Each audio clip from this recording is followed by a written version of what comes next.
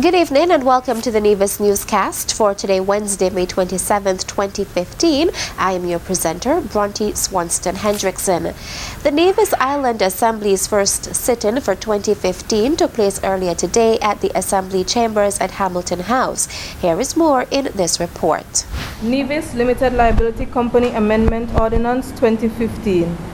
An ordinance to amend the Nevis Limited Liability Company Ordinance Cap 7.04 to modernize and update the ordinance and for matters incidental thereto or connected therewith. That was Shamika Maloney, clerk of the Nevis Island Assembly, as she read the first of three bills scheduled for today's sit-in, the Nevis Limited Liability Company Amendment Ordinance 2015.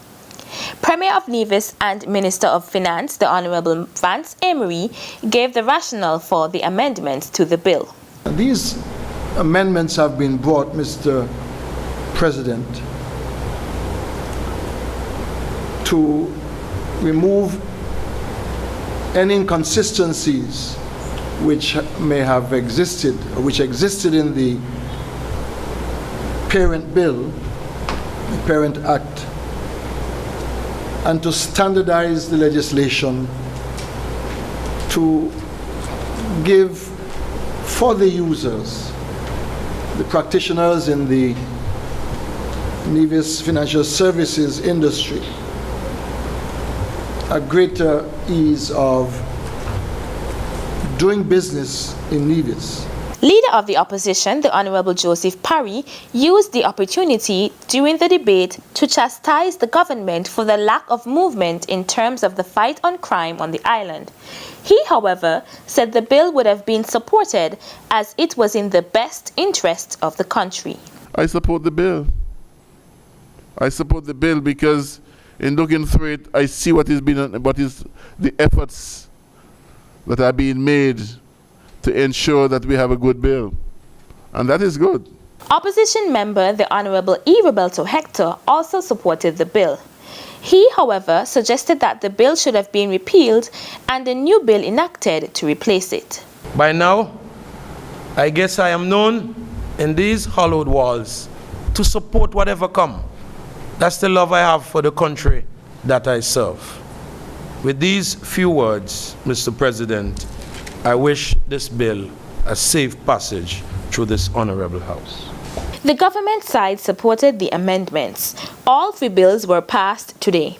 The other two bills tabled were the Nevis International Exempt Trust Amendment Ordinance 2015 and the Nevis Business Corporation Amendment Ordinance 2015, to which Minister Brantley and Minister Jeffers made contributions. Meantime, today, May 27th, marks the third anniversary of the death of Nevis's first Premier, the Right Excellent Dr. Simeon Daniel, who was later elevated to National Hero.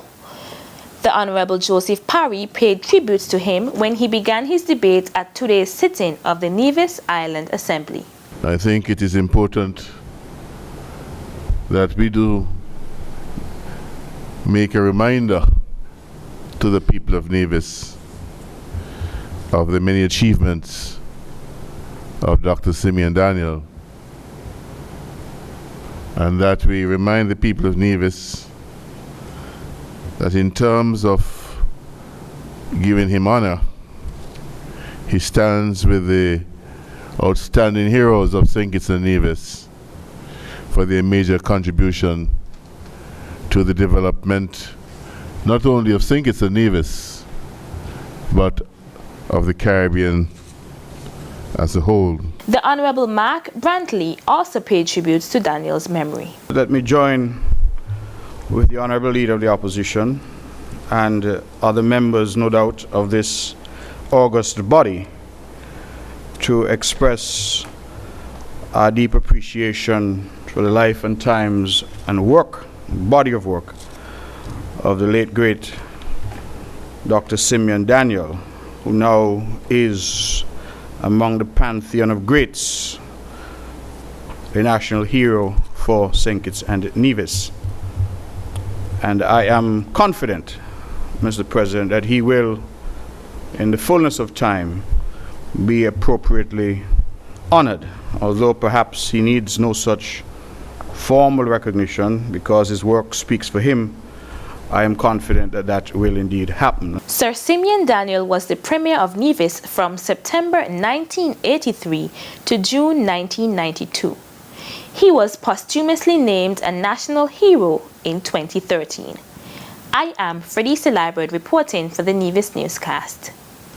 Premier of Nevis, the Honourable Vance Avery, has thanked the European Union for the commitment it has made to further assist with development in the region, especially with the matter of security. Premier Avery expressed that appreciation when he received a courtesy call from Michael Bafford, Ambassador and head of the delegation of the European Union to Barbados and the Eastern Caribbean.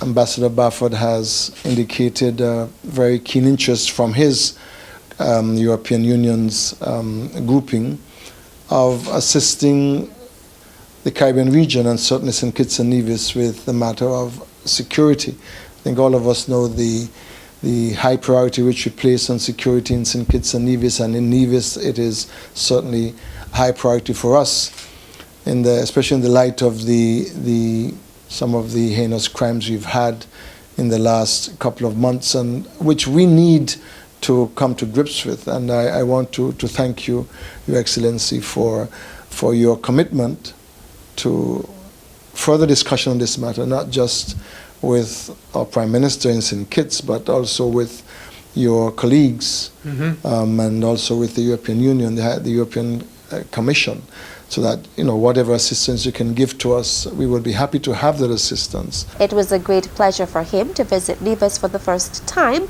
Ambassador Barford responded, adding that in his meeting with the Premier, they discussed several matters. I've only been here for a few hours, but I've already formed a very positive impression of the environment and how nice it looks here. I must say that Nevis has never been far away from my mind, because I've met with you before and we discussed the economic situation in Nevis and your challenges.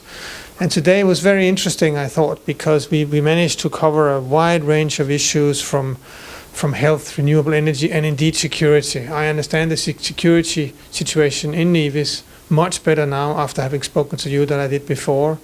And I hope we will be able, one way or the other, to assist. The ambassador noted that the European Union is the biggest grant donor to the Caribbean, and St. Kitts and Nevis is no exception. A lot of the aid that we provide to St. Kitts and Nevis is through budget support, which is provided to the Treasury of the Federation. And I'm, of course, extremely interested in how this money also benefits Nevis. And that is something that will be on our agenda and which will be on my agenda with the federal government. And I hope to basically understand this much better for the future and for the benefit of Nevis.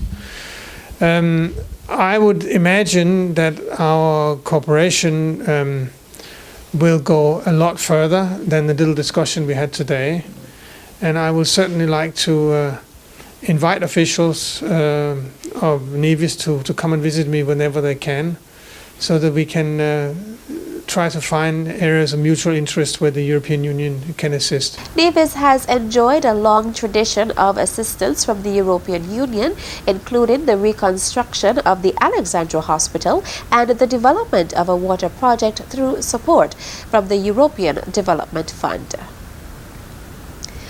A notice from the St. Kitts and Nevis Information Service is advising that a team of officers from the Sugar Workers Restoration Fund Secretariat will be in Nevis on Friday, May 29th from 9 a.m. to 3 p.m. at the Federal Office on Government Road, Charlestown, to collect information from former sugar workers who reside in Nevis. For ease of registration, persons will be required to present a Social Security card or an SSMC medical card.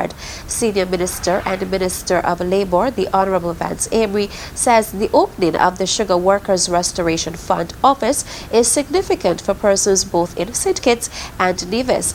The May 18th launch of the office signifies the federal government's commitment to ensure that former sugar workers are adequately compensated for their efforts in nation building. The office will ensure that the $16 million granted by the government of Venezuela on March 30th is paid to the former St. Kitts Sugar Manufacturing Corporation workers in a manner that is fair, accurate, and transparent. Coming up, Experience St. Kitts and Nevis app launched. The details after this break. I always think of her, but then I always think of him too. He should have never forced himself on her. Help us stop the madness. If you know it, tell it. Tell 1-800-8477-TIPS.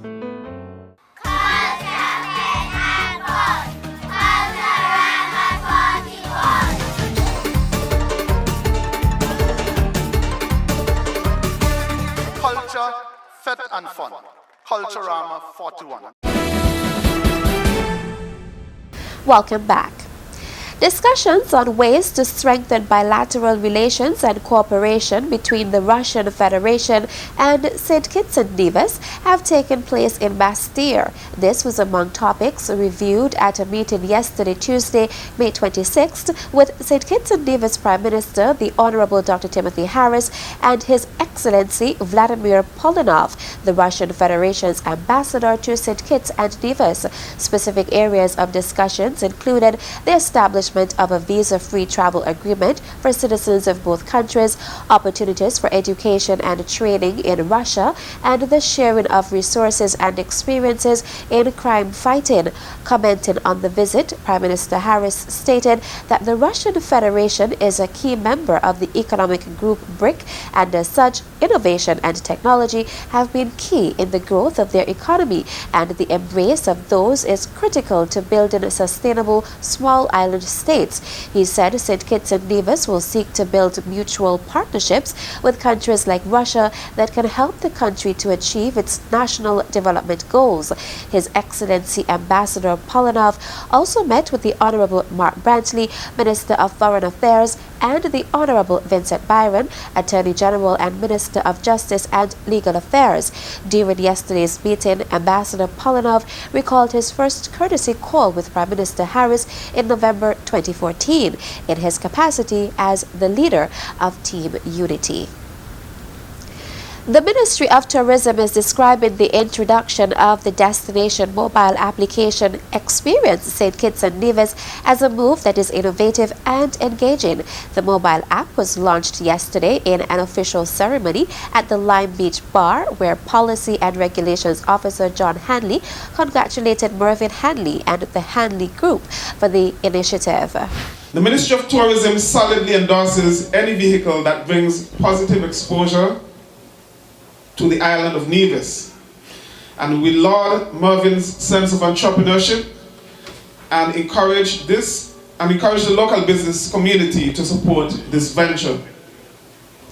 Congratulations once again to Mervyn and his team, and there's a bright future in store for this destination app. The Experience St. Kitts and Nevis app is the brainchild of CEO Mervyn Hanley, who is proud of what his company has been able to achieve for the Federation. We're here to help our tourism product. We're here to assist in bringing folks to our island so that they can use our products and services. After all, you may have the greatest product or service, but if no one knows how you operate, where you operate, and how to get to you, then your business will certainly fail. This app is for everyone. The high-end clients, the middle-income clients, the millennials, our residents. This app is for our brothers and sisters across the Caribbean region who would like to visit Nevis for Culturama, St. Kitts for Carnival, or whatever special event we may have. Experience St. Kitts and Nevis is at everyone's fingertips. The mobile application was built by Carib App. The app is not only going to be driven by social media, but we also have set up networks in the UK already who are going to basically help us market this app to persons, let's say in Leeds or in London or in other popular metropolises in UK and the United States of America. This in itself is what we want to propel the destination, the overall destination. So from aside from marketing, let's say the Lime Beach Bar, we're going to be marketing St. Kitts and Nevis as a destination. As Winnie rightfully said, we're going to be having things to do, where to go, what to eat, where to sleep, where to eat ice cream, where to buy your cakes. So simply put, the app is going to have everything that's going to assist both a local and the tourists in navigating and getting around in St. Kitts and Nevis. The Experience St. Kitts and Nevis mobile app also offers deals exclusively to users. Yesterday's launch was chaired by Sales, Public Relations and Media Executive Winiel Pereira. That's it for tonight's edition of the Nevis Newscast. Thank you for viewing. I am Bronte Swanston Hendrickson. Good night.